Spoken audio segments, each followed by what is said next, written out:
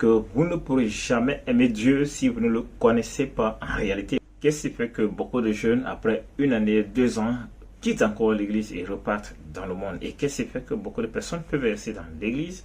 Oui, ils viennent tous les dimanches ou bien quelquefois, mais pourtant leur vie n'a pas été changée. Regardons ce que l'apôtre Ivan Kasson nous dira dans ce petit enseignement qui va te permettre de revoir ton cœur où est-ce que tu en es. Bonne écoute. La seule manière d'apprendre à connaître Jésus, Dieu, c'est par la parole. Comment peux-tu aimer quelqu'un sans le connaître? Comment tu fais? Si tu aimes sans connaître ton amour, ses sentiments, ses émotions, ses sensations, c'est pas vrai. On ne peut pas aimer quelqu'un qu'on ne connaît pas. Vous les jeunes d'aujourd'hui, 20 ans, 25 ans, toutes les églises des jeunes, vous allez voir, 20 ans, 30 ans, la plupart des jeunes auront quitté, seront devenus apostats, ils ne seront plus dans la foi. Même s'ils sont dans l'église, ils ne seront plus en Christ. Vous savez pourquoi? Parce qu'ils n'ont pas commencé avec le premier amour. Ils ne lisent pas la Bible. Le téléphone les a distraits. Ils ne lisent plus la Bible et ils ne me connaissent pas. Ils connaissent l'église, ils connaissent les groupes, ils connaissent les bergers, ils ne connaissent pas moi. Quand Jésus vient en toi, l'amour vient en toi. Mais est-ce qu'il grandit? Sans la Bible, il ne peut pas. Sans la méditation, il ne peut pas.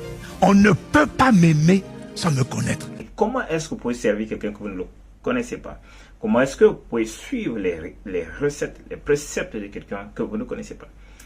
Comment est-ce que vous pouvez suivre un Dieu que vous ne connaissez pas? Qu'est-ce qu'il veut? Qu'est-ce qu'il n'aime pas? Vous ne connaissez pas ces choses? Alors votre amour ne sera pas sincère et votre soumission, votre obéissance ne sera pas véridique. Vous allez faire le semblant devant les hommes, tandis que votre cœur sait que vous êtes désobéissant. Parce que le connaître, c'est que vous avez cherché à comprendre qu'est-ce qu'il veut, qu'est-ce qu'il ne veut pas, qu'est-ce qu'il a dit et qu'est-ce qu'il n'a pas prescrit. Vous allez vous conduire selon sa parole.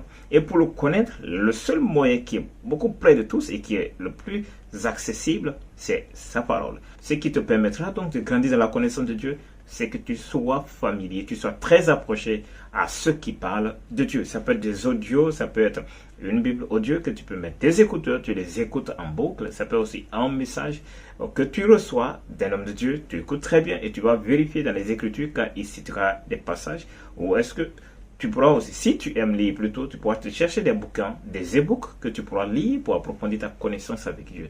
Et ainsi donc, ta connaissance avec Dieu va partir grandissant. Et c'est seulement à ce niveau que les années passeront et ta relation avec Dieu pourra tenir parce que tu l'as bâti sur la parole. Le problème d'aujourd'hui, c'est que la plupart des jeunes gens qui partent dans les églises prennent la parole de Dieu et la déposent qu'après le culte.